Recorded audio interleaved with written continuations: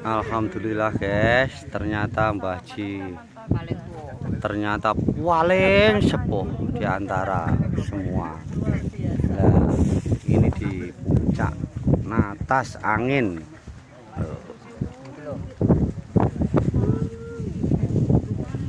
Wow, itu lautan awan itu.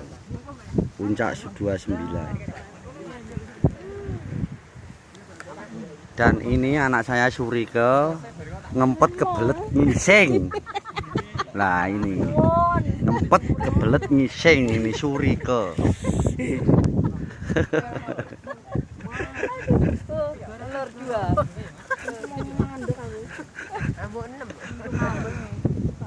Nih anak-anak guys, banyak guys.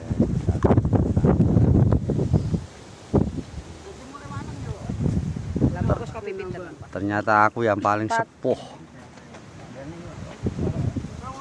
4 mau